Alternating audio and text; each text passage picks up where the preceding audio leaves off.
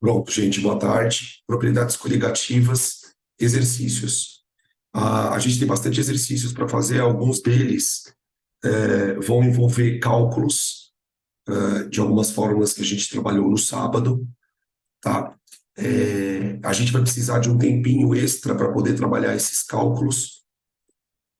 Então, na aula extra do sábado, nós fizemos algumas definições, e dentro dos efeitos coligativos, a parte de ebullioscopia, crioscopia e tonoscopia, eu apresentei para vocês umas fórmulas. Não entramos muito em detalhes sobre essas fórmulas.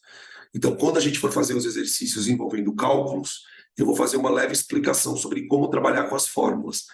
Sempre fazendo ressaltando que a gente não a parte de conta de propriedade coligativa, ela é uma parte menos importante para o Enem. Como eu sei que vocês vão fazer outros vestibulares, eu acho que é interessante a gente fazer esses exercícios de conta, mas para o Enem eles não são tão importantes, tá bom? Então vamos começar aqui.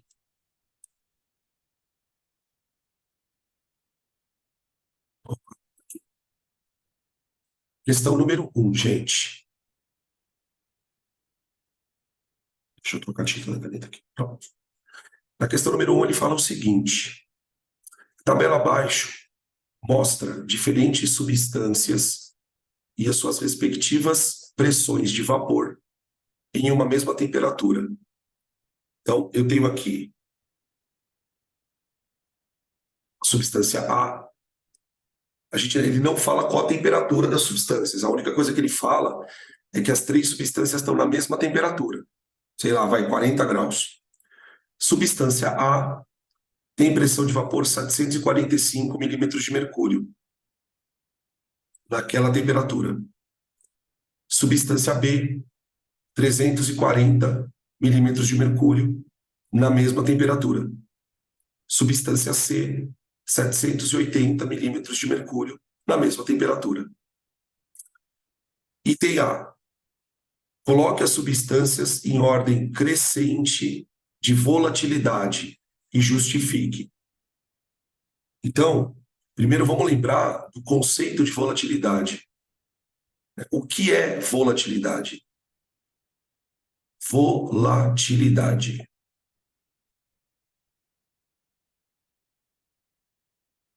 A volatilidade, gente, tem a ver com a pressão de vapor do líquido numa certa temperatura. Oi, oi, oi. Tá diferente a letra, né? Por causa da minha caneta, cara. Eu não sei o que tá acontecendo com ela. Ó, ela tá meio estranha. Eu ainda não aprendi a usar direito ela, cara. Peraí. Eu achei que fosse algum bug, por isso que eu falei. Não, não é, não. Essa caneta aqui ela é muito diferente, cara. Peraí, deixa eu ver se eu consigo melhorar ela aqui. Ela fica muito estranha, cara. Ó, é só encostar nela que ela já escreve. É um negócio meio bizarro aqui. Tá tudo certo. Aqui, pronto. Então, a volatilidade. O que é volatilidade, gente? A volatilidade, ela tem a ver com a pressão de vapor alta. Pressão de vapor alta. Tá? Quanto maior for a pressão de vapor... então tem gente chegando agora. Nath, boa tarde. Eu devia ter colocado no grupo isso. Eu mudei a aula da tarde, de segunda para terça. Desculpa. Ai, ai, Danilo, a pessoa faz as coisas e não avisa. É um animal. Desculpa. A gente só trocou a aula da tarde, tá? Hoje vai ser química e química, de tarde e de noite. E amanhã, física e física, tarde e noite. Tá bom? Desculpa. Será que tem mais alguém que entrou aqui? Deixa eu ver. Acho que não, né? Não. Agora foi. Desculpa, Nath. Perdão. Página 86, tá bom, linda? Página 86. Quer que eu espere você? Se você quiser, eu te espero. Pega lá tuas coisas. Já? Já, tá. Perdão. Eu vou avisar lá no grupo depois, senão eu esqueço também. E aí o pessoal amanhã vai achar que é uma coisa e é outra. Então, voltando. Volatilidade, gente, é sinônimo de pressão de vapor alta. A gente costuma falar de volatilidade como sendo a facilidade. Olha lá de novo, o Anjo. Facilidade para a evaporação.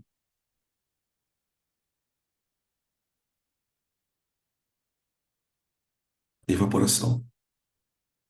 A evaporação, ela é um processo que acontece independente da temperatura que o líquido esteja. Na aula de teoria, a gente falou sobre isso e eu mostrei para vocês um gráfico. Gostaria de mostrar ele de novo para vocês. Deixa eu voltar aqui um pouquinho.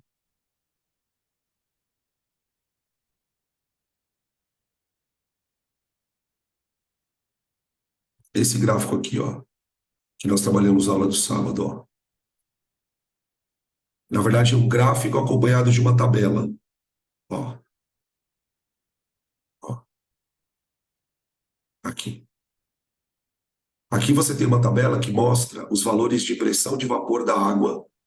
Ó, tá vendo? Valor de pressão de vapor da água em função da temperatura.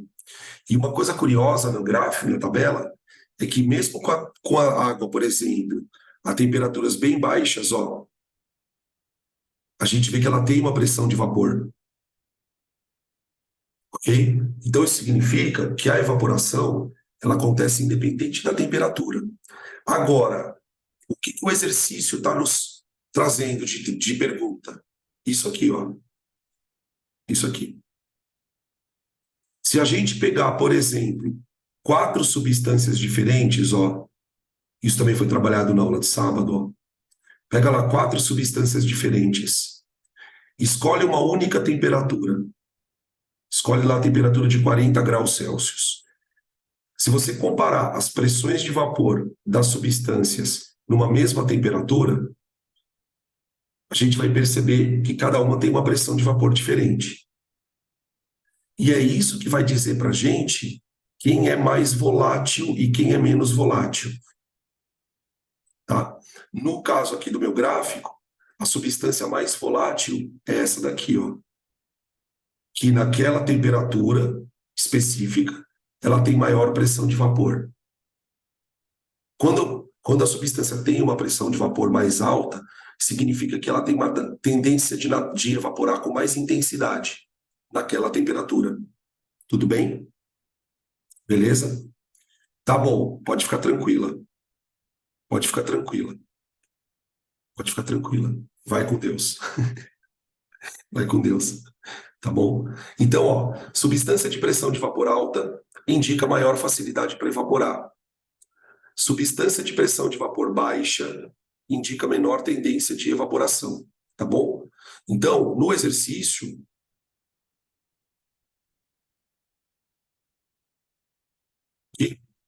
ó, no exercício, ele quer que eu coloque as substâncias em ordem crescente de volatilidade. Ordem crescente de volatilidade. Tá bom. Da menor para maior. Então vamos lá. Substância menos volátil. B. B. Porque ela tem menor pressão de vapor. Substância mais volátil. C. Porque tem maior pressão de vapor. E a substância A é a intermediária. Então fica assim, ó. Tá? Uma outra coisa que vale a pena a gente retomar é o que vem no item B. B de bola.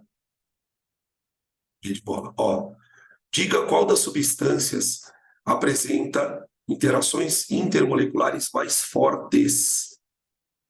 Qual das substâncias apresenta interações intermoleculares mais fortes?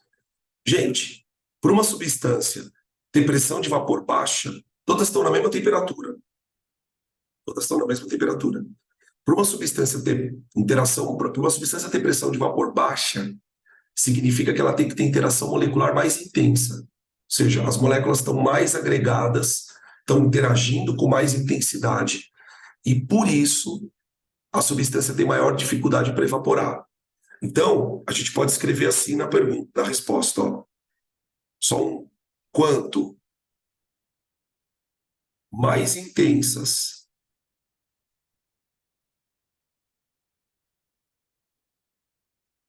forem as interações moleculares,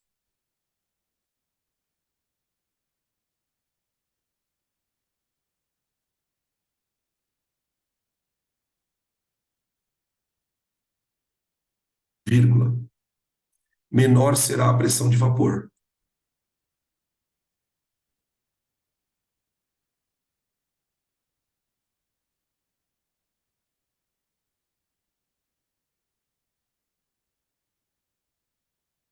De vapor. Tá certo? Então, como ele quer saber as interações mais fortes, portanto, a substância C. Portanto, C deve apresentar. Seria Aliás, C B? não, B, perdão. Obrigado. B, desculpa, B de bola. Portanto, B deve apresentar as interações moleculares mais fortes.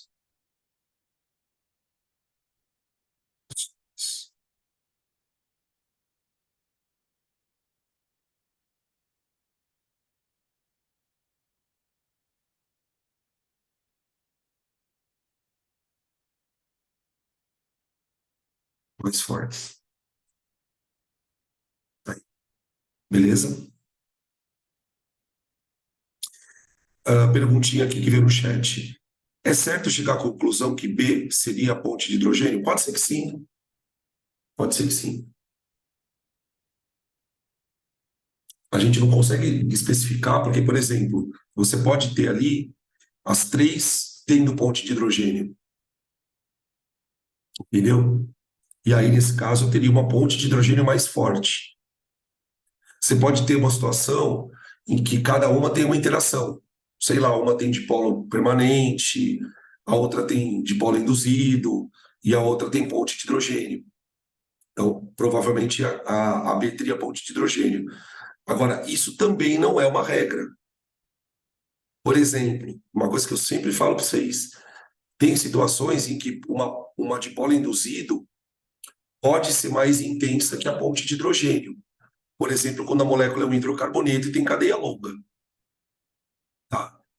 Se um exercício fizesse esse tipo de pergunta, né, ele teria que te dar as fórmulas das moléculas, e aí você analisar pela estrutura se tem ponte de hidrogênio, se tem dipolo induzido, o que que tem, tá bom? Beleza? C. Um aluno fez alguns experimentos e verificou que as pressões de vapor de diversas substâncias são diferentes, mesmo que elas estejam armazenadas numa mesma temperatura. Tentando explicar o que aconteceu, o aluno disse que isso ocorre devido às diferentes densidades das substâncias, afirmando que substâncias menos densas passam para o estado de vapor para ter a temperaturas mais baixas, tendo então maiores pressões de vapor. Não, né? A afirmação está correta? Não, porque essa capacidade do líquido entrar da fase de vapor ou não não tem a ver com densidade, tem a ver com interação molecular. Então, a afirmação é falsa.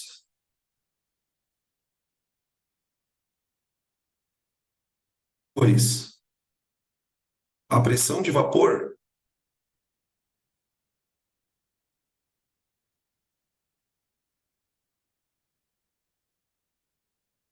depende das interações moleculares.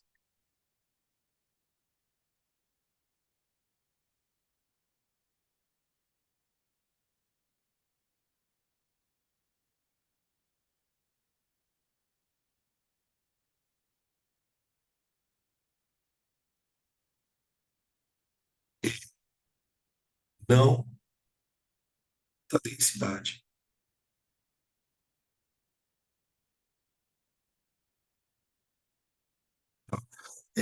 Essa questão foi colocada aqui justamente para a gente fazer um comentário sobre uma dúvida que é uma dúvida de muito aluno, de muita gente. Tem muitos alunos que tendem a pensar que o que vai fazer a substância ir para o estado gasoso ou não é a densidade. E não é verdade. A densidade, gente, ela só explica quando você mistura dois líquidos, né? Que líquido fica para baixo, que líquido fica para cima. Agora, não é porque um líquido é menos denso e necessariamente ele vai ter mais facilidade para evaporar. São propriedades totalmente diferentes, tá? A densidade ela é uma propriedade física. As interações moleculares são propriedades químicas, depende da estrutura da molécula, depende do fato da molécula ser polar ou apolar, tá? Basicamente isso. Tudo bem? Beleza? Podem tirar print. Opa, se eu deixar, né? Se eu deixar.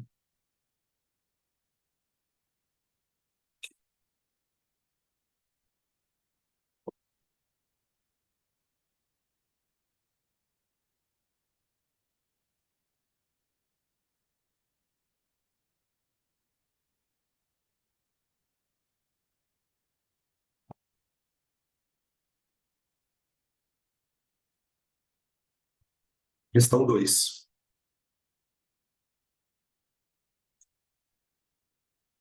Ele deu um gráfico e faz duas perguntas.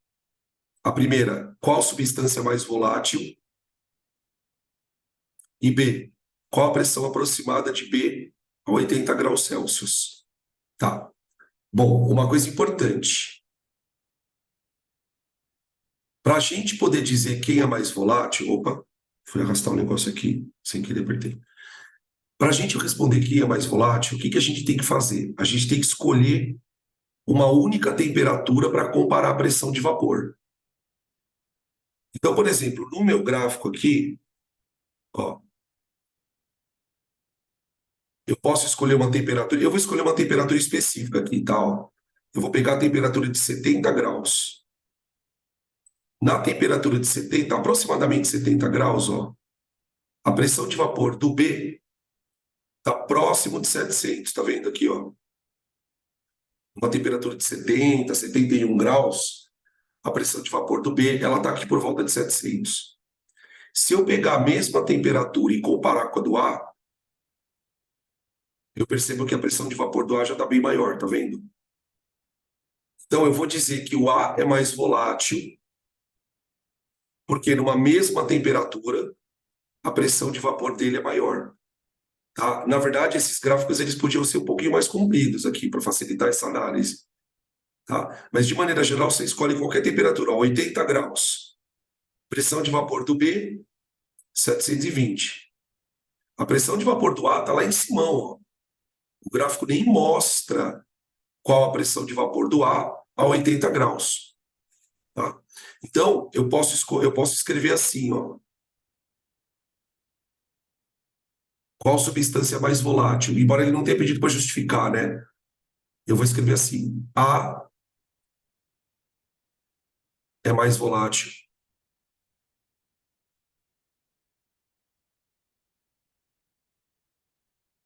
pois sua pressão de vapor é maior,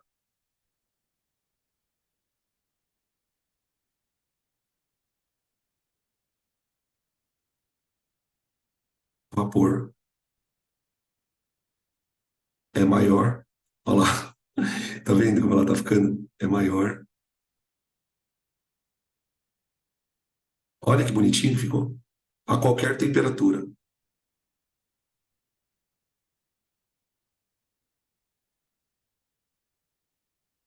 Nossa, agora tá muito estranho. Peraí. Temperatura.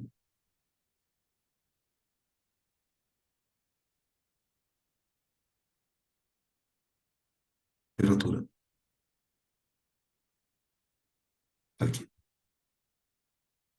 Tá? A é mais volátil, pois sua pressão de vapor é maior independente da temperatura. E tem B de bola. B de bola. Qual a pressão de vapor da substância B a 80 graus? Aproximadamente 720. 720 milímetros de Hg. 720 milímetros de Hg. Tá bom? Deixa eu pegar essa bolotinha aqui. Tá? Aqui eu queria só fazer uma observação também, gente, que depois a gente vai ter que usar em outros exercícios. Eu vou colocar uma observação aqui, ó. Peraí. Observação.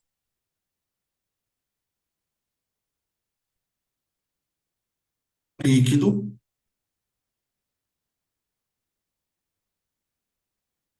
entra em ebulição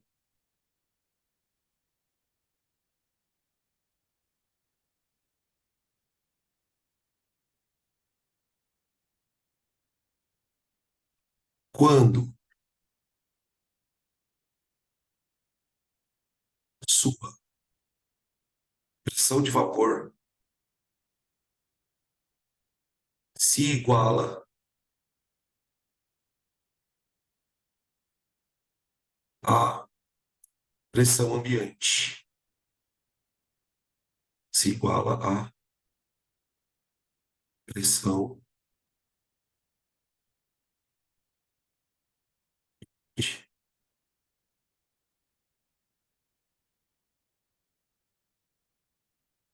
Tá? Enquanto a pressão do líquido, a pressão de vapor do líquido, for menor que a do ambiente, ele está só evaporando. Quando você aquece o líquido e a pressão de vapor dele aumenta, e a partir desse momento ela se igualar ao do ambiente, o líquido ferve. Tá? Então, eu queria chamar a atenção de vocês para esse pedaço do gráfico aqui, ó. Ó. Dá uma olhada no líquido A. O líquido A. Observa que quando a pressão de vapor dele for 760 milímetros de mercúrio, aqui, ó, ele vai estar mais ou menos a 70 graus Celsius, não vai? Então, essa temperatura de 70 graus Celsius é o ponto de ebulição do líquido ao nível do mar. É justamente a pressão de 760 milímetros de mercúrio. Tá?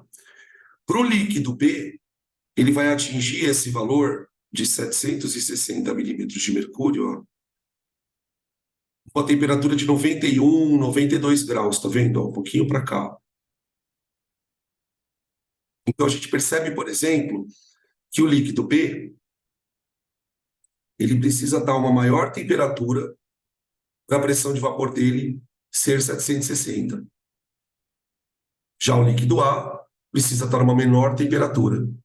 Tá? Por isso que a gente faz uma associação de que o líquido mais volátil é o que evapora mais, é o que tem temperatura de ebulição menor. Porque de fato é verdade.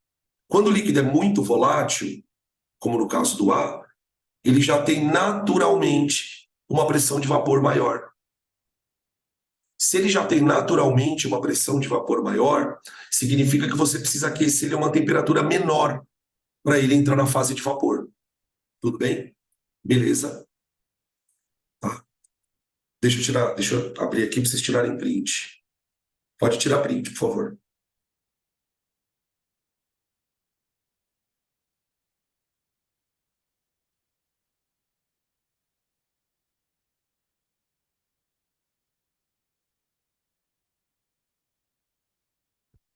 Próximo.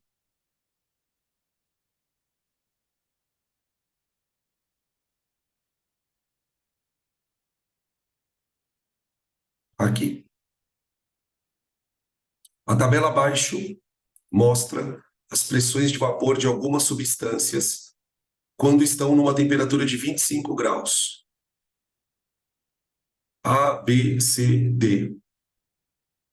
Coloque as substâncias em ordem crescente de temperatura de ebulição. Vamos dar uma olhada aqui nas pressões de vapor. Ó. Todos os caras estão na mesma temperatura, 25 graus Celsius. Nessa temperatura, A pressão de vapor do A é 380, a pressão de vapor do B é 720, do C é 510 e do D é 400. Então, eu vou mostrar aqui um gráfico, vamos montar um gráfico aqui, ó. Aqui um gráfico de pressão de vapor em função da temperatura.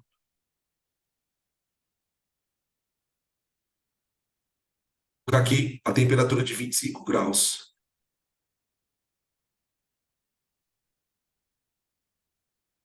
Vou colocar 4 pontinhos aqui. Opa. Ah, nossa, tá desafiadora essa canetinha aqui, viu? Só tem que ter uma mão de pena. Eu vou colocar aqui um pontinho A, outro pontinho aqui,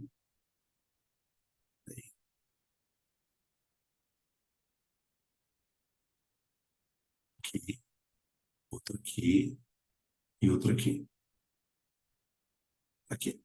Cada um desses pontos representa a pressão de vapor de um deles. A menor pressão de vapor é do líquido A. Líquido A. A maior pressão de vapor é do líquido B. B. Depois eu tenho a do líquido C, do C não, do B, do D, não do C, tá certo? Do C. Que ódio. Que ódio. Isso mesmo. C. E aqui do B. É nessa ordem.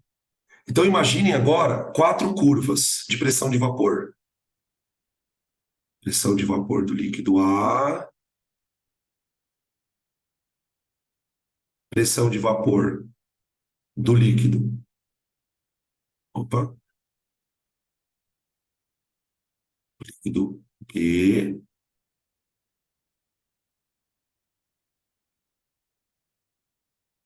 Pressão de vapor do líquido C.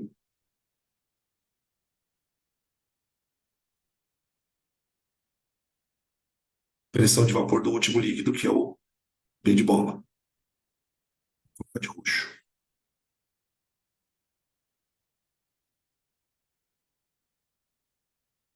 Quatro curvas. Tá? Para o líquido entrar em ebulição, a pressão de vapor tem que igualar um certo valor. Para o líquido entrar em ebulição, a pressão de vapor tem que igualar, atingir um certo valor. Como o líquido B ele já tem uma pressão de vapor maior, ele vai precisar ser menos aquecido para atingir um valor qualquer de pressão de vapor. Vou mostrar para vocês o gráfico da aula, porque fica mais decente do que esse garrancho que eu fiz aqui. Espera aí. Deixa eu mostrar aqui, ó. Senão fica muito garrancho, pelo amor de Deus. Aqui, ó. É esse o gráfico que eu estava tentando de maneira inútil desenhar. Ó. Vem. Aqui eu coloquei, no exemplo que a gente deu na aula, a pressão de uma atmosfera. Esse líquido aqui, ó, ele precisa ser aquecido a aproximadamente uns 40 e poucos graus para a pressão de vapor atingir 1 atm. O líquido 2 aqui, o metanol, precisa ser aquecido a uma temperatura de uns 60 e poucos graus para a pressão atingir 1 atm. Esse aqui precisa ser aquecido a quase 80 graus, que é o etanol. Vendo? E esse aqui precisa ser aquecido a 100 graus, que é a água. Então, o que a gente observa? O líquido mais volátil precisa ser aquecido a uma menor temperatura para atingir uma certa pressão. tá? E aqui seriam pontos de ebulição ao nível do mar, onde a pressão de vapor é 1 atm. Tudo bem? Então, quanto maior for a pressão de vapor do líquido, menor será o ponto de ebulição dele. Quanto maior a pressão de vapor, menor o ponto de ebulição. Então, vamos escrever isso lá.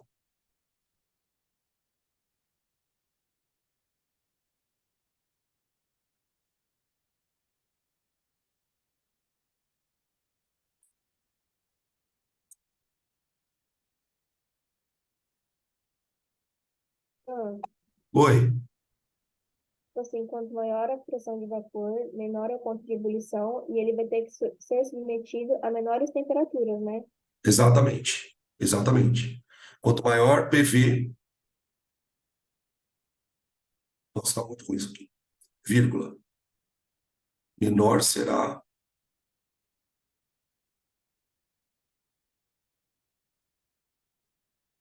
a sua. Putz, espera aí, gente, eu vou ter que mexer nisso aqui. Temperatura de ebulição. Tá muito tosco, espera aí. Ebulição. Ah, espera aí. Nossa, tá muito tosco. Espera só um pouquinho.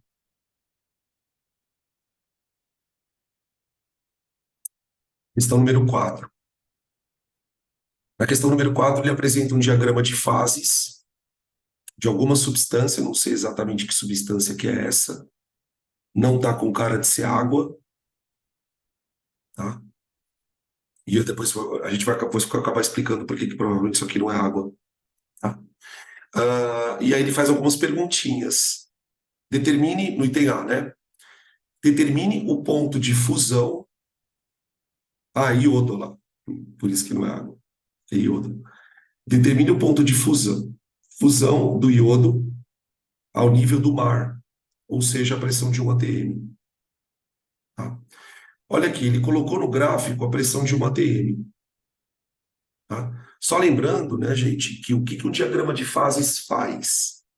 Ele mostra para a gente qual é o estado físico de uma substância numa dada condição de pressão e temperatura. Então, por exemplo, se eu pegar um ponto no gráfico qualquer, vamos supor, vou pegar esse ponto aqui, ó, bem que está aqui. Esse ponto ele está me mostrando que nessa pressão e nessa temperatura a substância é sólida. Qualquer ponto que esteja dentro desta região no gráfico me mostra que a substância é sólida, tá? Naquela condição de pressão e temperatura. Aqui eu tenho líquido e aqui eu tenho gasoso, tá? Como ele quer saber o ponto de fusão do iodo ao nível do mar, eu quero saber qual a temperatura em que o iodo está na transição sólido-líquido, né? Então vamos escrever aqui, ó, o que é o ponto de fusão, né? Vamos colocar assim, ó, item A. Ponto de fusão é a temperatura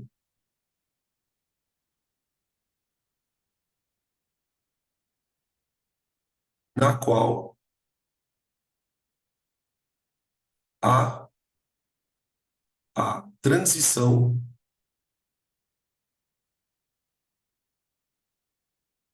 sólido-líquido. Sólido-líquido. Isso na pressão de 1 atm, que é o nível do mar.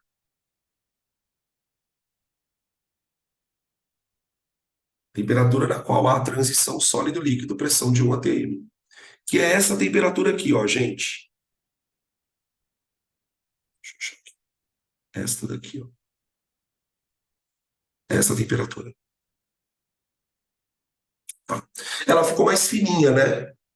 Ela ficou mais fininha. Ainda vou mexer nessa configuração aqui, vou acertar ela melhor. Eu acho que dá para ela ficar mais grossa e não daquele jeito borrada. Nem tanto ao mar, nem tanto à terra. Então, nessa condição aqui, gente, de pressão de 1 atm, A temperatura de fusão do iodo, ó, é 113,6 graus Celsius. Tá? Nessa temperatura de 113,6 graus e na pressão de 1 atm, o iodo está na transição sólido-líquido. Então, isso seria a temperatura de fusão. Só um comentário, tá? Que ele vai perguntar no item B. Aqui você tem a transição líquido-gás, tá vendo? Ó? A 1 atm e a 184,4, você tem a transição líquido-gás para o iodo, tá? Que a gente vai responder no item B. Beleza? Então, ponto de fusão aqui é 113,6. B de bola. Determine o ponto de ebulição. Ponto de ebulição. 184,4. Temperatura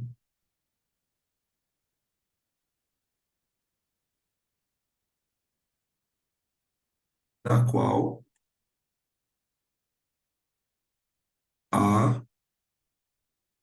a transição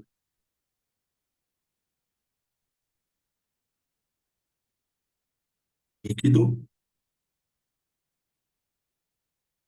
gás. Isso a 1 atm.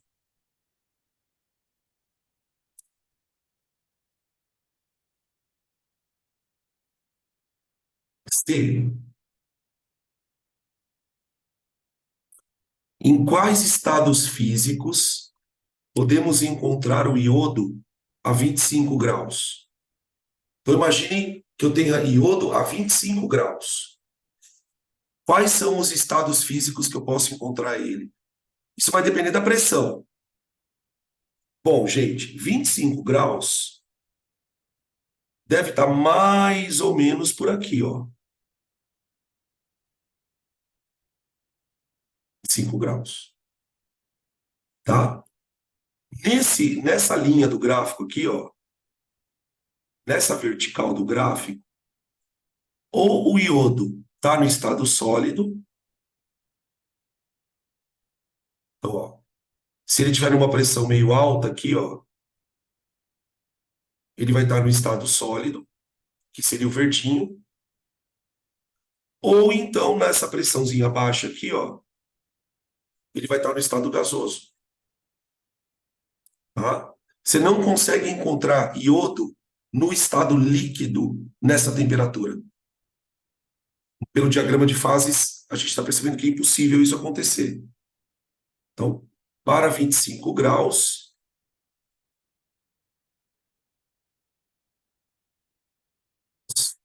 possíveis estados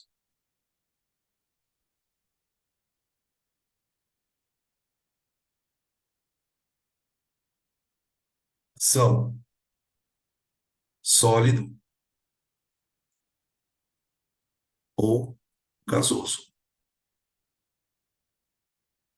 Por isso, pessoal, que o iodo é um exemplo de uma substância que, nas condições da Terra, você só encontra ele no sólido gasoso. Quando a gente aprende sublimação, lembra das mudanças de estado? A sublimação é um processo onde o sólido passa para gás sem passar pelo líquido. Isso não acontece com qualquer substância nas condições do planeta, por conta, sobretudo, do diagrama de fase. Tá? Uma substância muito parecida com essa é o CO2.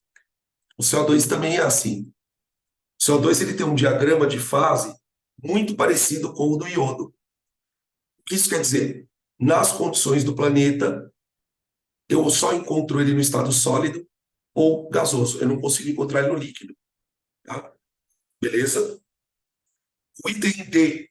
Qualquer coisa me pergunta aqui, tá? Manda ver as perguntas. D. Abaixo de que temperatura o iodo não pode ser encontrado no estado líquido? Abaixo de qual temperatura o iodo não pode ser encontrado no estado líquido? Gente, essa temperatura aqui é especial, ó. Peraí.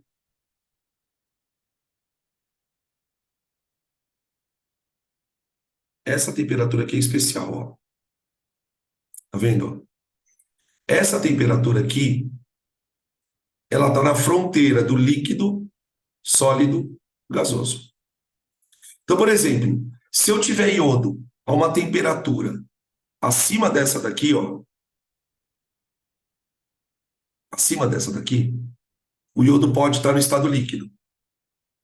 Ele pode. Claro que vai depender da pressão. Por exemplo, ele pode estar para cá se a pressão for alta, líquido, ou para cá se a pressão for baixa.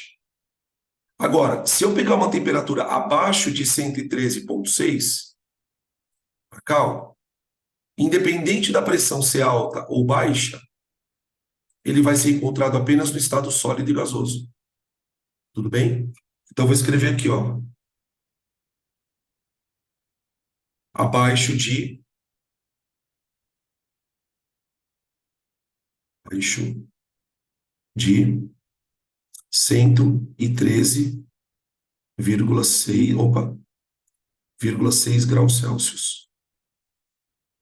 Ou ele é sólido, ou ele é gasoso. Exatamente. Menor que 113,6. Tá bom? Beleza? Pode tirar print. Ficou fininha. Agora tá me dando aflição porque tá fininho. Toque de caneta. Próximo.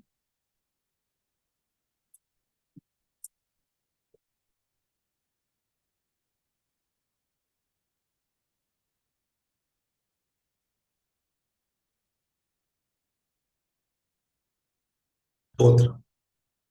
Também diagrama de fase.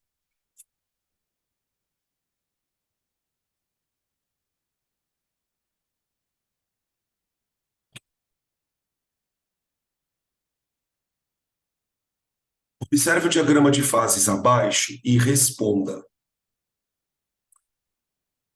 E acontecer, isso aqui é do gelo seco. Isso aqui é do gelo seco. O que aconteceria com o gelo seco que está inicialmente a 270 graus Celsius se ele fosse submetido a uma temperatura de 25 graus Celsius? Ah, deixa eu só fazer uma correção nessa questão, gente. Perdão, antes de começar. A temperatura não é 270, é menos 270. É menos 270. Menos 270. Tá, então a temperatura inicial, menos 270 graus. Temperatura final, 25 graus Celsius.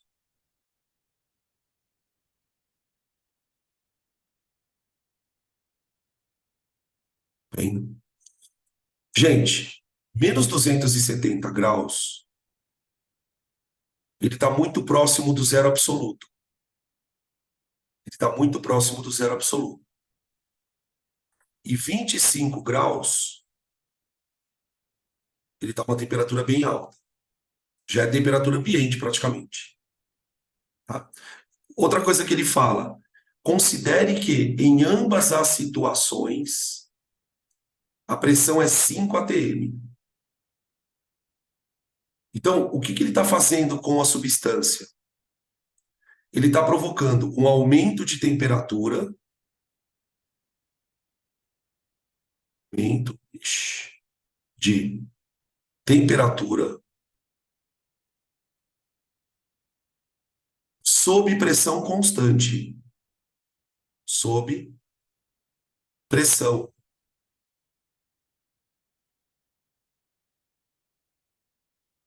constante.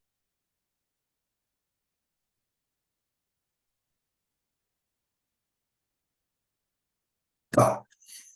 A pressão é 5 atm. Ó, pressão é 5 atm. Tá? Então, tenta imaginar aqui uma linha reta. paralela à temperatura. Vou colocar aqui, ó. Vou colocar uma linha reta aqui, ó.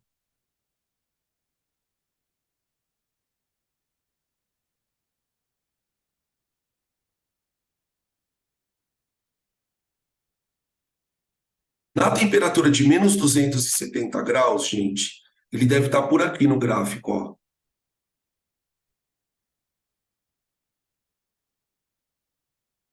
Está numa temperatura bem baixa, próximo do zero absoluto, com uma pressão de 5 atm.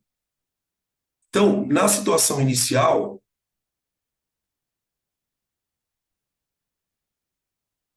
assim, ó, estado inicial, ele está sólido.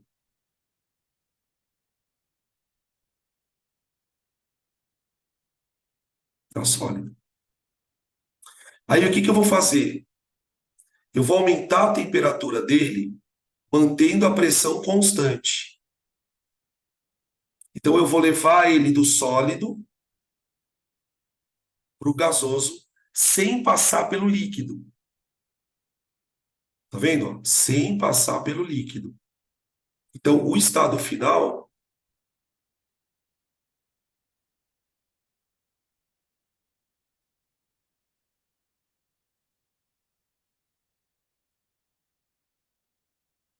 é gasoso.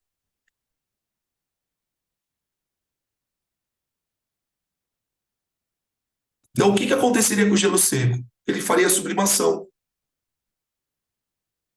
Vou escrever aqui, ó. Nessas condições,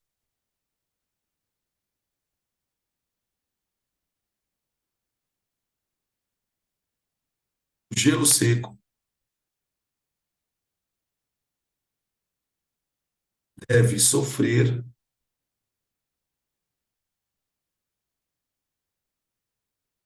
sublimação.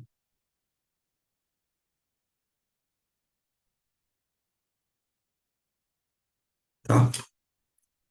Se a pressão fosse mais alta, por exemplo, imagine que a pressão, ao invés de ser 5 atms, a pressão fosse 7 atms.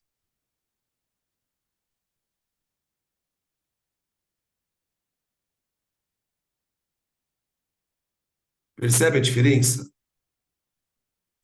Vamos supor que você tivesse o gelo seco a 7 atms. Então ele estaria aqui, ó, sólido. Aí você começa a esquentar o gelo. Aí ele passa para o estado líquido, ó. Aí você teria CO2 líquido. Bizarro, né? CO2 líquido. Se eu continuar aumentando a temperatura, CO2 gasoso. Olha a diferença. Veja como a pressão faz diferença nas mudanças.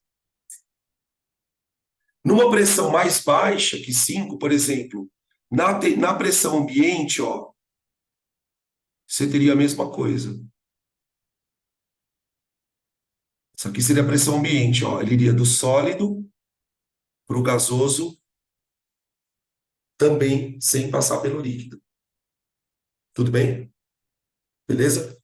Por isso que, olhando para esse tipo de gráfico, a gente consegue compreender por que que tem substâncias que conseguem sublimar e tem substâncias que não conseguem. Por exemplo, a água não é uma substância que sublima nas condições do planeta. Ela passa pelos 3 estados.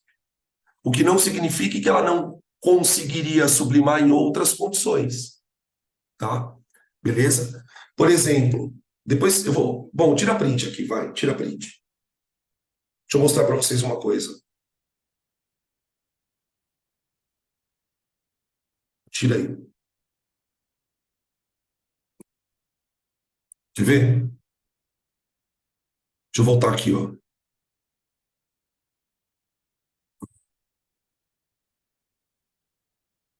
Ó, aqui. Diagrama de fase da água. Ó a pressão ambiente aqui, ó. Pressão ambiente, nível do mar, 1 atm, 760 milímetros de mercúrio. A água passa do sólido para o líquido. e do líquido para o gás.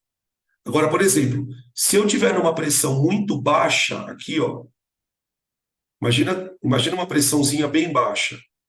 A água está no sólido, eu aqueço ela, ela vira gás direto, ó. Tá vendo, ó? Então, toda substância pode sublimar.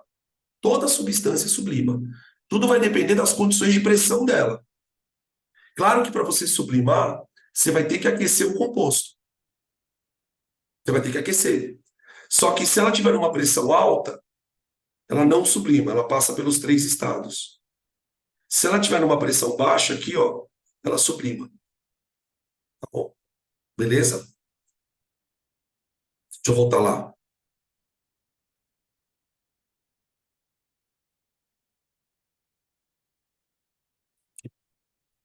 Pronto. Pode tirar print, gente.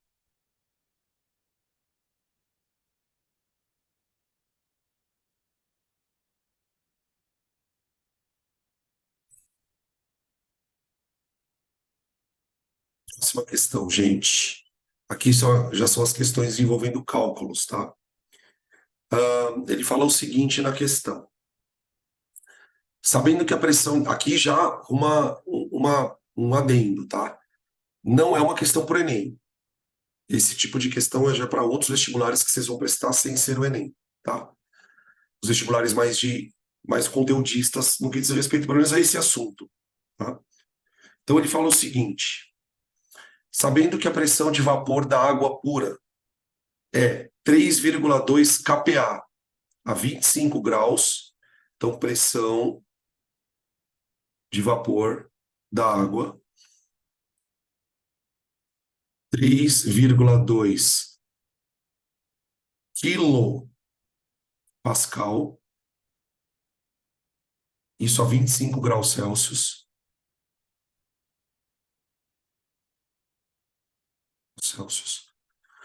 Calcule a pressão de vapor de uma solução formada por 0,4 mol de glicose e 1,8 mol de água. Calcule a pressão de vapor formada por uma solução de 0,4 mol de glicose e 1,8 mol de água. Tá bom. Bom, para a gente fazer o cálculo da pressão de vapor, eu vou usar a lei de Raoult. Lei de Raoult. Raoult. Tá. O que a lei de Raoult fala? Esse efeito é chamado de tonoscopia, né? Tonoscopia. Tonoscopia. É a queda de pressão de vapor de um solvente porque você coloca esse solvente na água, tá? Porque você coloca esse solvente com um soluto, perdão. A hora que você coloca um soluto na presença do solvente, ocorre um acréscimo de interações moleculares. As interações moleculares ficam mais fortes. Qual é o resultado disso? O teu solvente agora vai perder a capacidade de evaporação. Ele vai perder a capacidade da evaporação. Então, a tonoscopia diz o seguinte, que a queda na pressão de vapor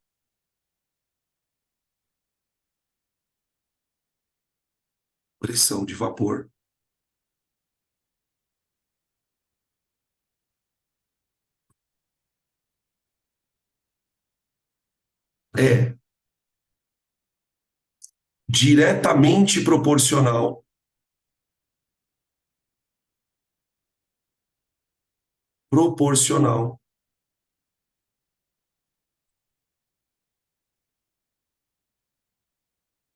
à fração molar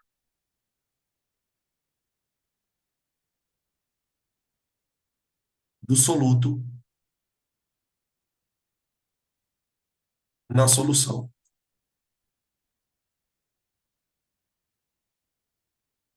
Essa é a lei de Raoult para a tonoscopia. A queda de pressão de vapor é diretamente proporcional. Queda da pressão de vapor é a tonoscopia em si. ela é diretamente proporcional à fração molar do soluto na solução. O que isso quer dizer? Vamos lembrar que fração molar é uma forma de concentração.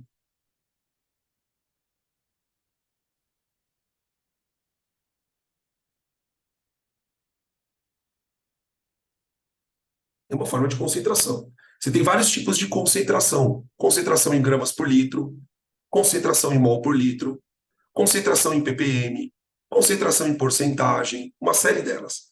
E uma delas é a fração molar. O que então isso quer dizer? Que quanto maior for a concentração,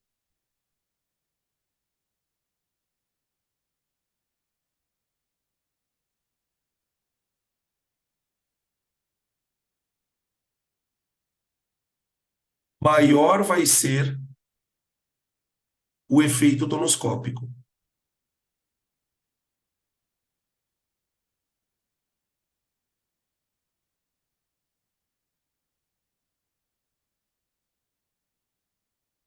Ou seja, quanto mais concentrada for a solução, maior vai ser a queda na pressão de vapor. Maior vai ser a queda na pressão de vapor. Então, eu posso escrever que a queda na pressão de vapor, eu vou chamar essa queda de ΔPV.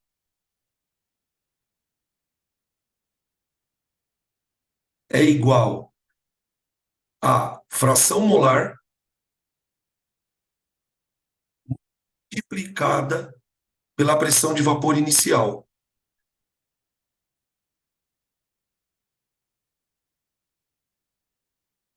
Esta formulinha aqui é a lei de Raoult para a tonoscopia. A queda na pressão de vapor é a fração molar multiplicada pela pressão inicial. Lembrando que quando eu falo de pressão inicial, eu estou falando da pressão de vapor do solvente quando ele estava puro, sem nada lá dentro. E é esse valor que ele deu aqui, ó. Tá vendo esse valor? Esse valor aqui é a pressão de vapor que eu vou chamar de pressão inicial. Então, para eu fazer essa conta aqui, gente, eu preciso calcular a fração molar primeiro. Então, vamos calcular ela aqui. Fração molar do soluto. A fração molar do soluto é igual a número de mols do soluto dividido pelo número de mols total, que seria o número de mols do soluto mais o número de mols do solvente. Então, eu vou ter que a fração molar é igual.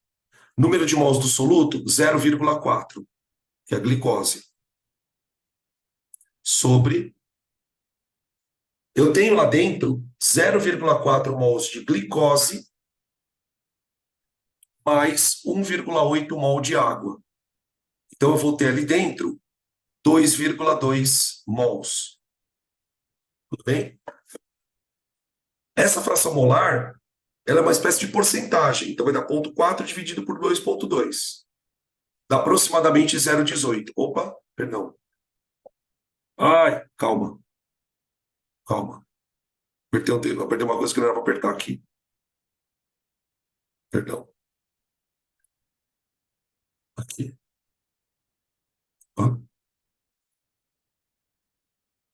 Aqui, voltou. Então, isso aqui vai dar aproximadamente, gente, 0,18.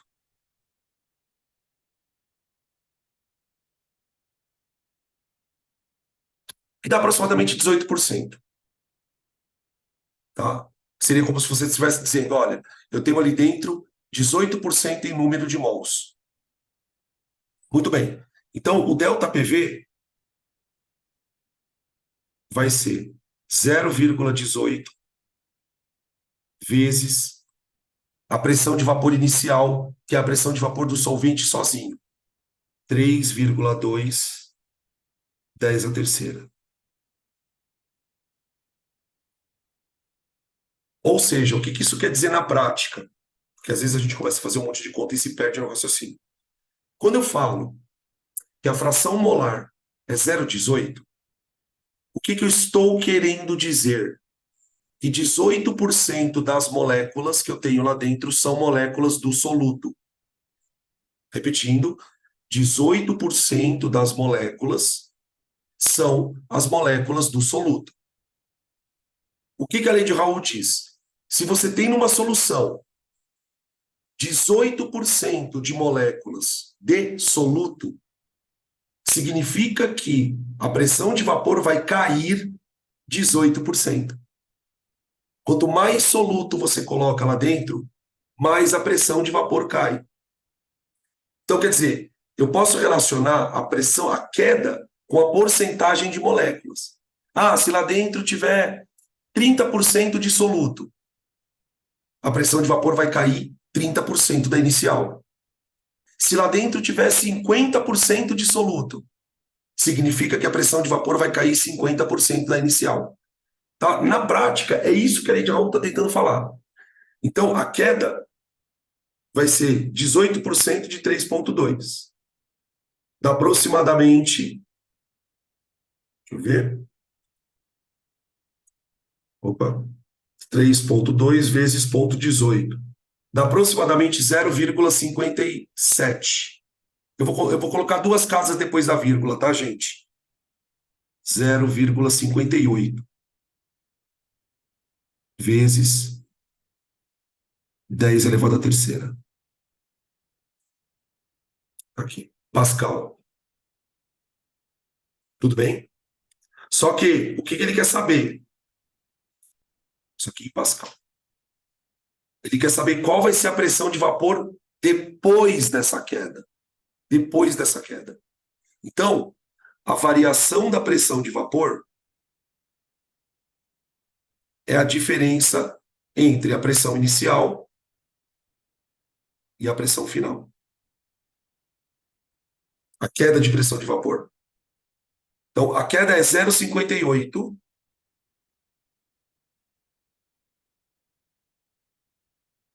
vezes 10 à terceira. Terceira. Ah, peraí. Deixa eu fazer uma coisa aqui. Antes que aconteça o pior. É final menos inicial. Não, é inicial menos final, né? Está certo. Você já vai entender por quê. Ah, peraí que tem pergunta aqui no chat. É inicial menos final. Estão perguntando aqui. Prof, por que que a PF não vem antes? Então, na verdade, gente, essa pergunta, eu imaginei que ela viesse. Você não precisa necessariamente fazer final menos inicial aqui. Você não precisa. O que você tem que entender é que a pressão de vapor caiu. Caiu. Tá? A final, ela tem que ser menor que a inicial. A final, ela tem que ser menor que a inicial sempre. Não é que nem no delta da física, que tem hora que o final é maior que a inicial. Tá? Então, ó, porque qual que é o problema? Se eu fizer final menos inicial, a gente vai ter uma situação aqui que a pressão de vapor inicial vai ficar menor que a final. A não ser que você faça o seguinte: se você quiser fazer final menos inicial, vai uma dica. Você tem que colocar um menos aqui, ó. Por quê? Porque é uma queda na pressão. Se é uma queda na pressão, o delta é negativo, tá? Então, para não fazer esse menos aqui, eu vou colocar assim, ó. Só assim. E aí eu faço isso aqui, ó. Isso é igual a pressão inicial, que é 3,2 10 à terceira, menos PF. Então, a pressão final, pressão de vapor final, ela vai ser igual a 3,2. Que, ó, eu vou passar isso aqui. Eu vou passar esse 0,58 para a direita e vou passar o menos PF para a esquerda. Então vai ficar 3,2 vezes 10 a terceira, menos 0,58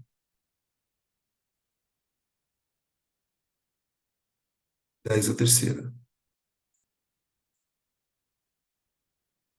Aqui, tá? Vai ficar 3,2 menos 0,58. Dá 2,62 10 a terceira.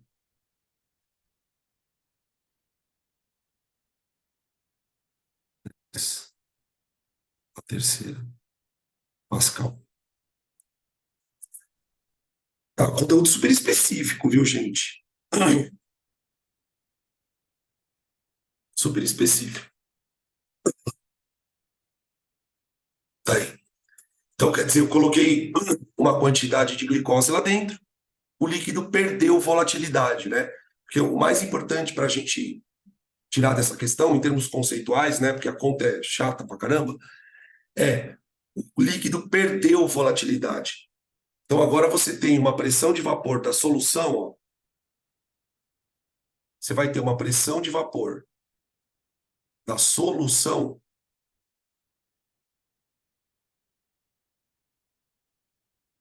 que vale 2,62 kPa,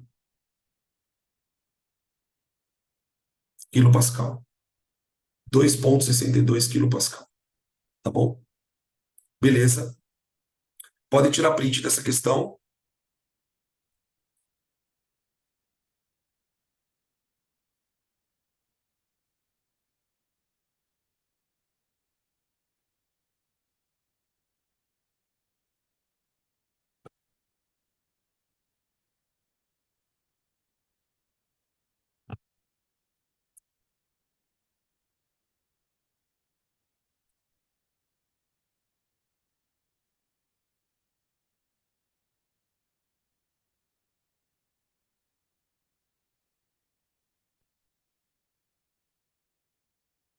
Questão 7.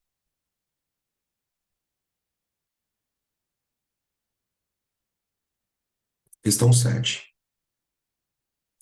Essa questão, ela pede quase a mesma coisa. Na verdade, ele pede a mesma coisa, tá? Só que a gente vai fazer de um outro jeito. Nós vamos fazer de um outro jeito. Aqui. Para calcular essa queda na pressão de vapor, gente, eu posso calcular ela a partir de duas expressões. A primeira expressão é essa daqui, ó, que a gente acabou de usar. Opa, essa daqui, ó, tá? Delta PV é igual a fração molar vezes pressão inicial, tá? Existe uma outra fórmula para calcular essa queda na pressão de vapor, que é essa daqui, ó, que foi, na verdade, a fórmula que eu apresentei para vocês na aula. Quer ver? Delta P sobre P0 é igual a KT vezes uma concentração vezes o fator de Van 't Hoff. O resultado da conta você vai obter o mesmo resultado, só que por um meio diferente.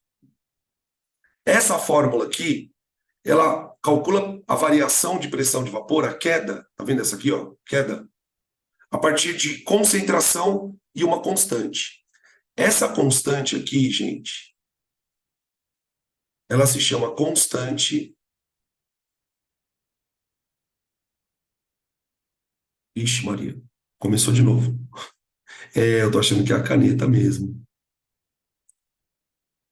Tô achando que a caneta é muito sensível. Peraí. Ela se chama constante.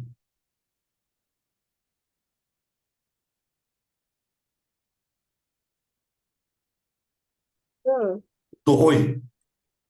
Embaixo do ΔP é um P0 É um P0. P0. e depois daquele C é o quê? I. Letra I. KCI. Que é Ah, um tá, I. obrigada. KCI. Peraí, deixa eu ver se essa ponta. Ai, canetinha. Isso aqui é um I, tá? A constante tonoscópica, gente, eu calculo pegando a massa molar do solvente e dividindo ela por 1000.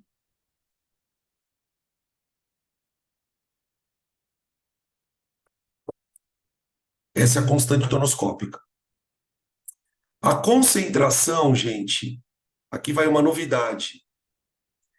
Lembra quando a gente teve aula de concentração? Tinha vários tipos de concentração.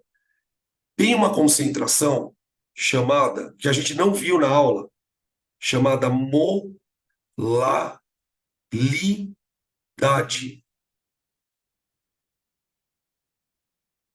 Não é molaridade, é molaridade.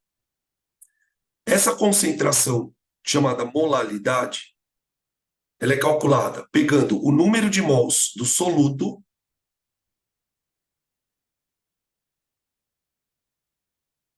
e dividindo pela massa do solvente em quilogramas. Olha que concentração bizarra. Molaridade é a concentração dada em mols do soluto por quilograma de solvente. E o I é o que a gente chamava de fator de Van Toff.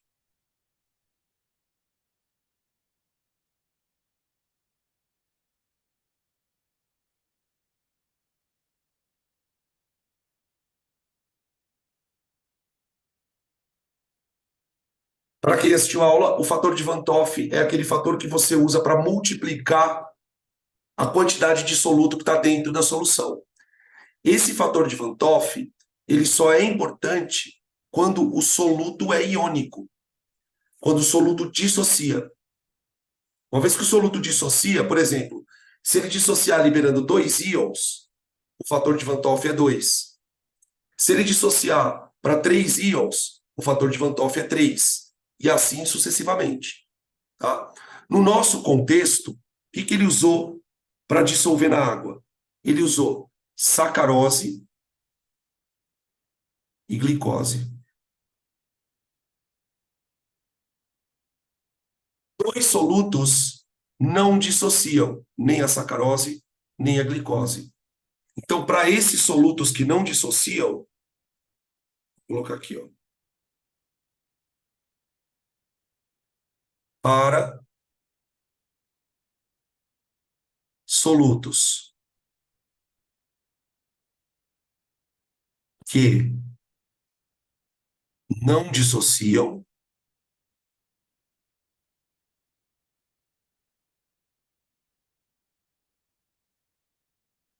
I é igual a 1. Olha a quantidade de coisinha que você tem que saber para acertar uma questão de conta. Tá? Nesses momentos a gente dá um pouco de graças a Deus, porque esse assunto não é cobrado assim no Enem. Tá? Opa, voltando. Agora eu vou fazer conta. Bom, vamos calcular tudo separatinho aqui, ó. Delta P, agora eu vou começar, ó. Delta P. Tá vendo esse P0 que vem aqui, ó, embaixo? Eu vou passar ele multiplicando. Então vai ficar delta P igual a P0 vezes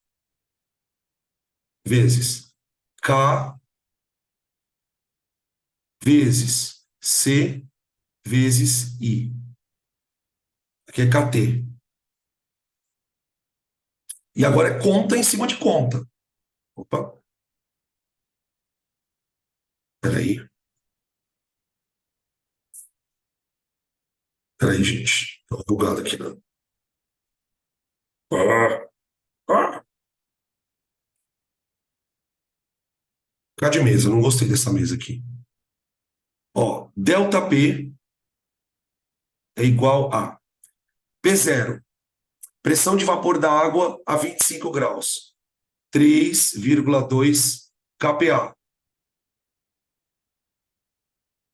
vezes constante tonoscópica, é a massa molar do solvente sobre 1000, vezes concentração do soludo dentro da água. Ele usou 2 mols de sacarose e 2 mols de glicose. São 4 mols. Ah, Adam, mas não faz diferença serem substâncias diferentes? Não, não. O efeito coligativo, ele não depende do tipo de substância que você colocou na água. Ele vai depender da quantidade de moléculas que tem lá dentro para interação molecular, dividido pela massa do solvente em quilogramas.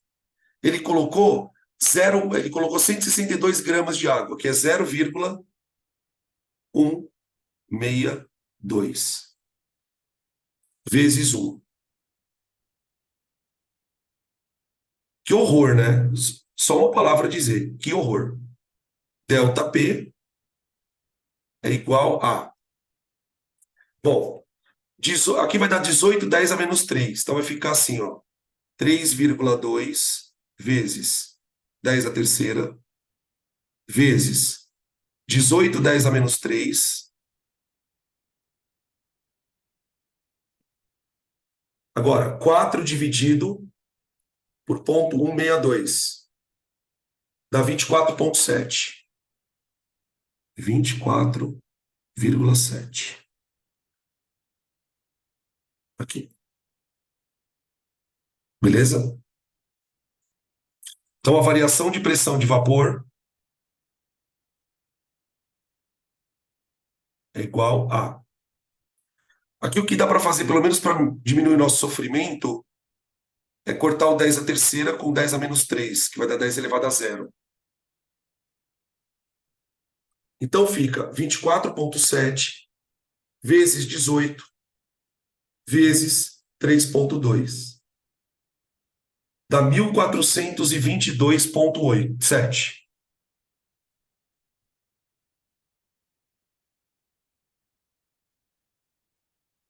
Pascal.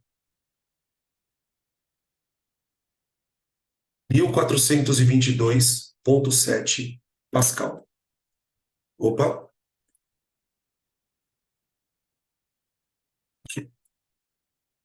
Ou,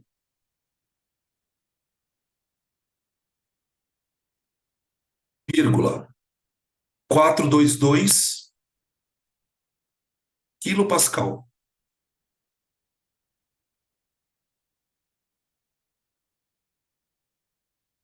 Pascal. 1.422 quilopascal. Essa é a queda na pressão de vapor. Super pequenininha. Tá? Como ele quer saber a pressão de vapor da solução, quanto caiu de solução, o que eu tenho que fazer? Eu tenho que pegar esse valor aqui, ó, 3,2 kPa, 3,2 kPa, e subtrair 1,42 kPa. Isso aqui, gente, ó, é o que vai cair da pressão de vapor. Então, a pressão de vapor da solução, vou colocar aqui, ó. A pressão de vapor da solução vai ser 3,2 quilopascal menos 1,42. Vamos arredondar para para uma casa só, vai. 1,4. 422 é aproximadamente 1,4. Então é 3,2 menos 1,4. Dá 1,8.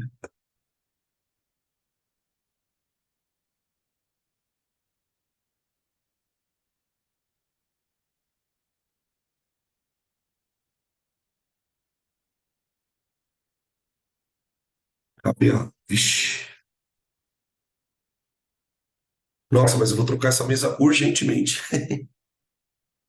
Vou correr atrás de outra mesa urgentemente. A minha mesa era tão bonitinha.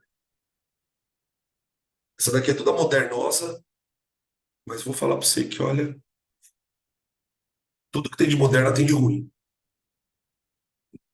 Podem tirar print, gente, por favor.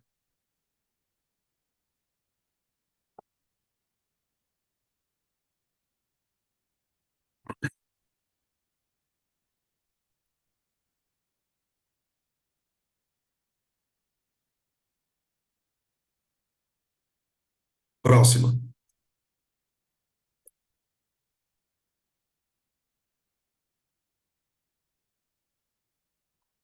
Estão 8. É 8, né? É. Tô lendo aqui na apostila. Ele deu 3 soluções. Aqui é um outro problema. Aqui a gente não vai usar aquelas fórmulas malucas. Ele quer que a gente coloque as soluções em ordem crescente de volatilidade. Ordem crescente de volatilidade. São 3 soluções. Opa.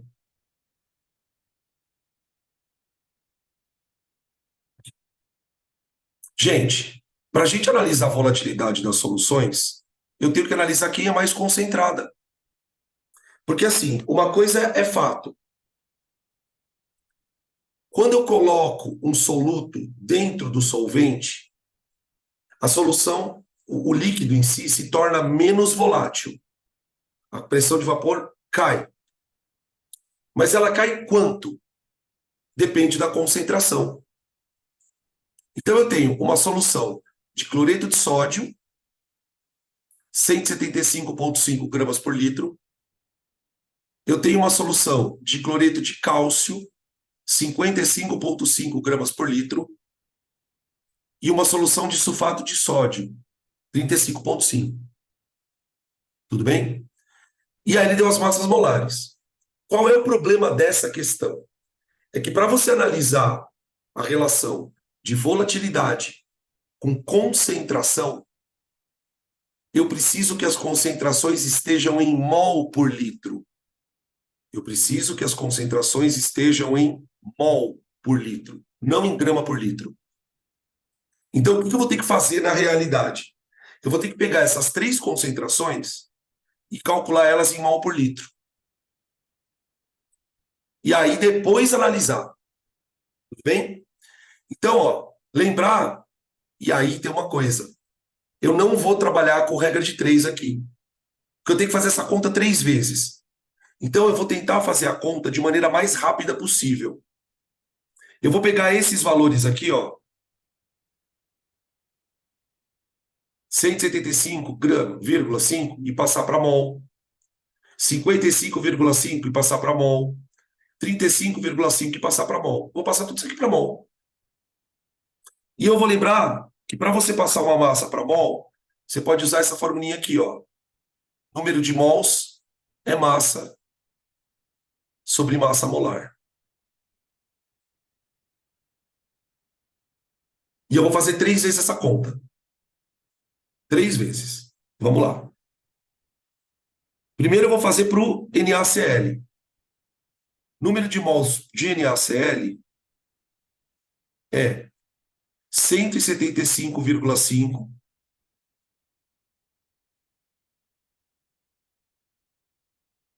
dividido pela massa molar, que é 58,5. Opa.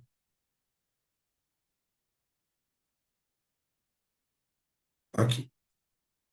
Essa conta vai dar, vamos ver, 3 mol por litro.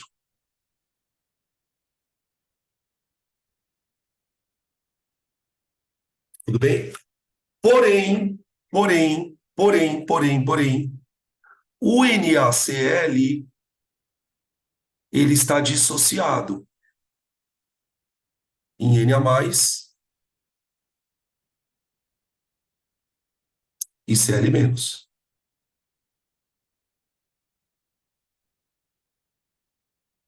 Então, quando a gente fala que o NaCl está na concentração de 3 mols por litro, quer dizer que a quantidade de íons é 6 mols por litro. 3 mols por litro para o Na+, 3 mols por litro para o Cl-. Então, a concentração das partículas que estão lá na solução, exercendo efeito coligativo, é de 6 mols para cada litro. Aqui, o fator de Van 't Hoff é 2.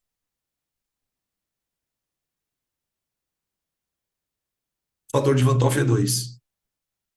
Porque cada soluto se quebra em 2. Cada soluto se quebra em 2. Agora eu vou fazer para o cloreto de cálcio.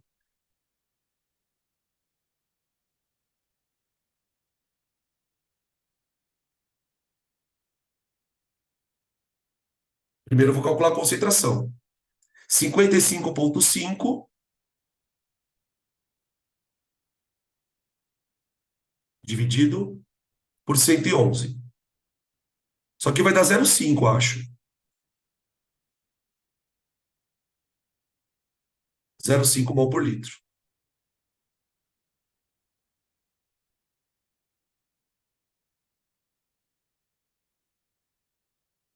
Como é que o CaCl2 dissocia? Você tem concentração de 0,5 mol por litro. Ó.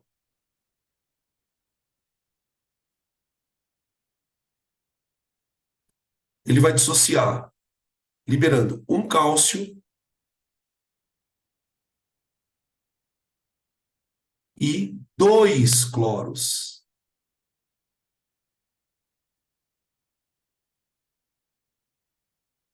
Então, para ele, o tal do fator de Van 't Hoff, o I, é 3. Opa. O tal do fator de Van 't Hoff, para ele, é 3. Então, quando a gente fala que nós estamos numa concentração de 0,5 mol por litro, na verdade, a concentração de partículas ali dentro, ó, de novo, começou aqui.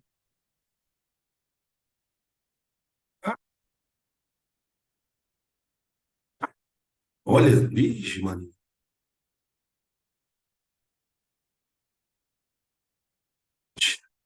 Calma aí.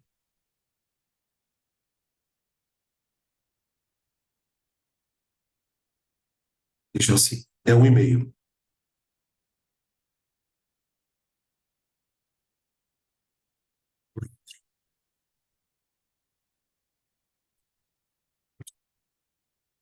Próximo. Número de mols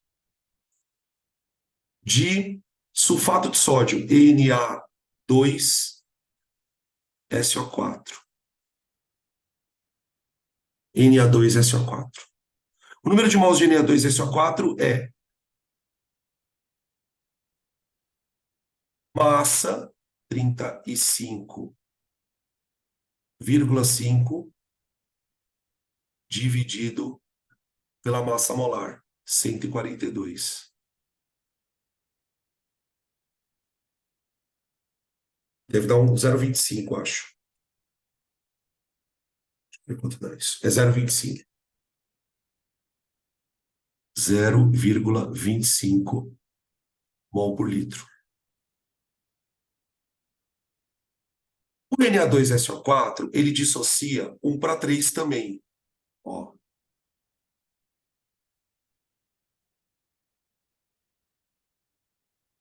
Dissocia 1:3.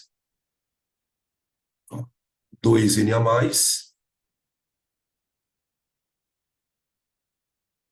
e SO4 2-.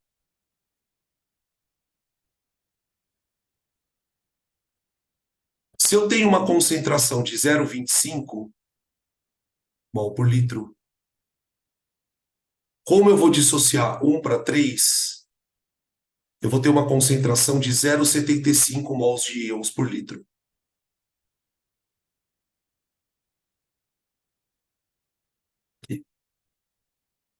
0,75 mol por litro. Então, em termos de concentração real, vamos chamar aqui de solução 1, solução 2 e solução 3. Qual solução é mais concentrada? Olha, agora está mudando de cor, gente. Agora a mesa está mudando de cor. Vocês viram isso? Misericórdia. Tô com medo dessa mesa. Eu acho que eu preciso fazer um curso para poder usar a mesa, gente.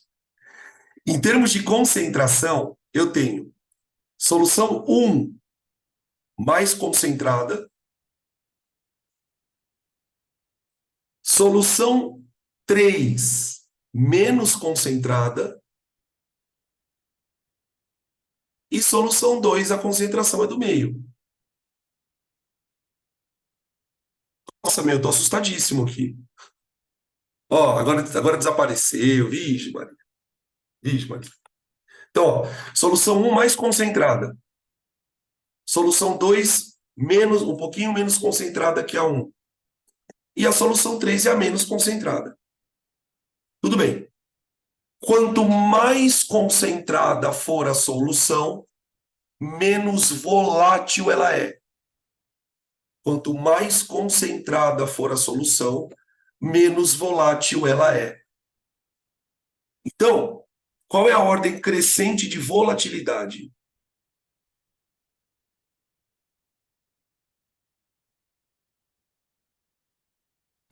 Qual é a ordem crescente de volatilidade?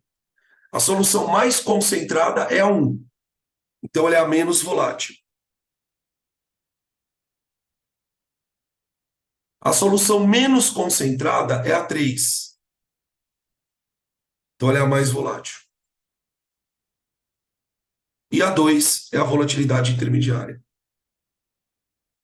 Lembrando que a coisa mais volátil que tem é o solvente puro.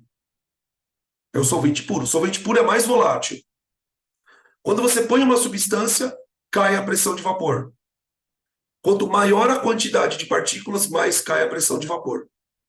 Tá? Então, quanto maior a concentração, menor a volatilidade. Tá aí a questão número 8.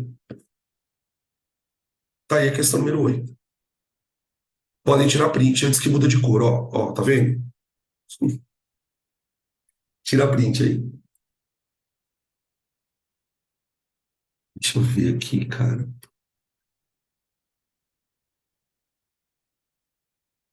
Sei lá o que está acontecendo.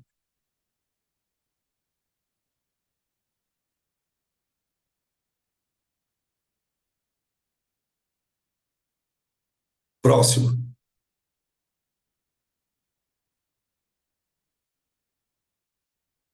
Questão número 9.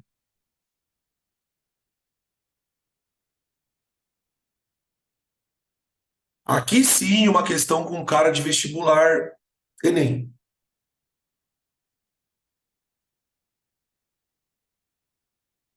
Na questão 9, ele fala o seguinte: as curvas A, B e C correspondem às pressões de vapor dos seguintes sistemas: solução de nitrato de potássio. Vamos colocar aqui. Olha só isso, gente. Que medo.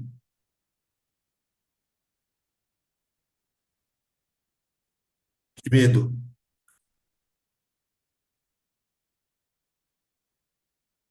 Peraí, peraí. Pera.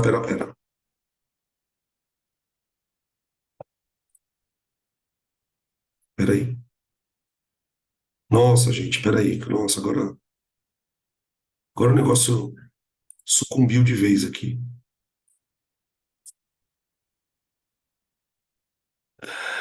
Ai, traz sal grosso. Peraí.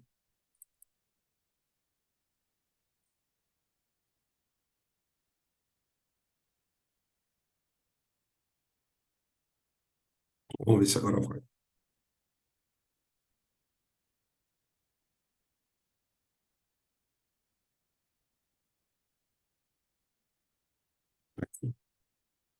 Então, você tem três sistemas. Você tem uma solução de KNO3. Gente, Ah, Oi, tela. peraí. Não der, né? Peraí, deixa eu compartilhar aqui, peraí. Peraí. Esqueci de compartilhar. Eu começo a ficar meio perturbado. Eu esqueço de compartilhar os trem aqui com vocês. Desculpa aí. Ó, aqui. Agora acho que foi.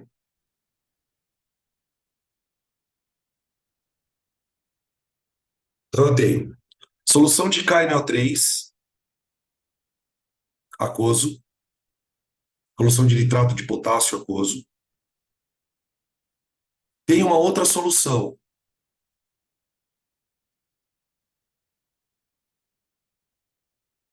de CA.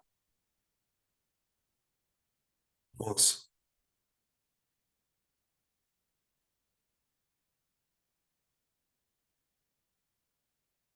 Solução de CaNO3 2 nós aquoso, que é o nitrato de cálcio, e água pura.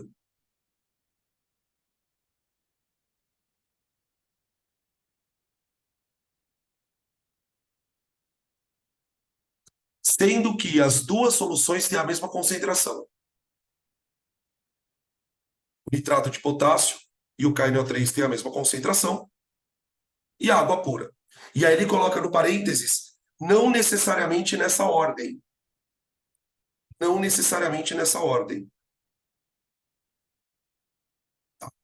Ele quer que a gente relacione as curvas com as pressões de vapor. Quem é quem? Observando o seguinte, né? Isso é um gráfico meio manjado.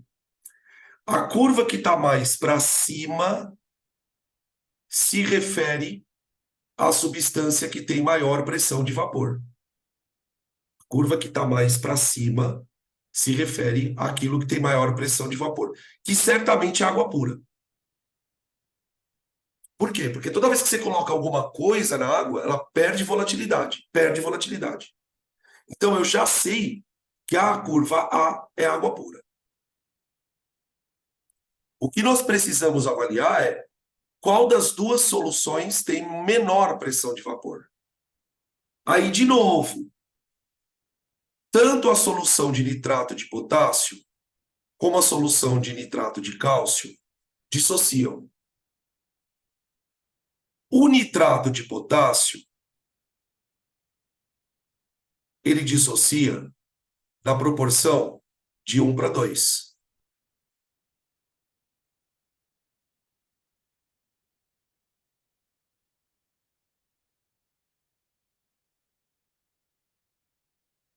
Uma partícula se transforma em duas.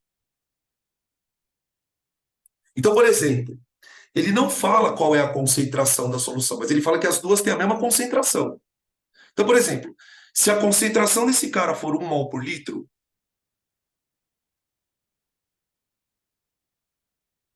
aqui eu terei 2 mol por litro.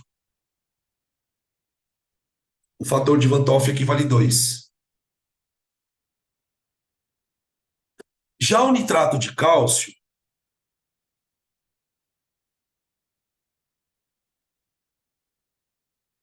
ele dissocia na proporção de 1:3.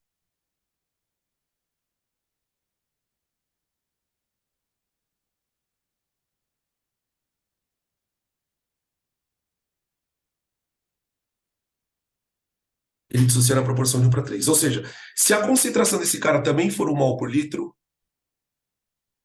eu vou ter, na realidade, 3 mols por litro.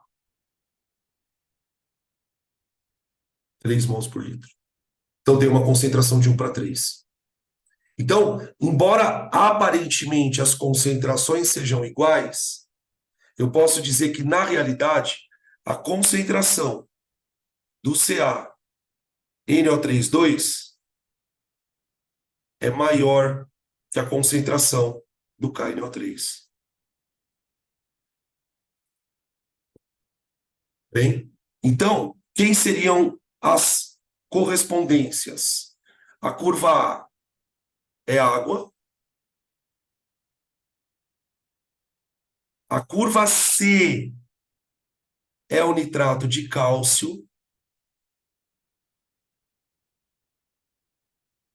que é o mais concentrado, e a curva B é o nitrato de potássio, que obviamente é mais concentrado que a água, tudo bem, só que é menos concentrado que o nitrato de cálcio, tá? Então, vamos procurar aqui a alternativa. Ó, de novo, começou. Começou. Ok. A associação entre as curvas e os sistemas correspondem a água pura, P, nitrato de cálcio, não. Letra B de bola, A, água pura, então só podia ser A ou B. B, nitrato de potássio, sim. E C, nitrato de cálcio, que seria menos volátil, porque é a mais concentrada. Então, alternativa B. B de bola. B de bola. Tá aí. Bem, beleza. Podem tirar print.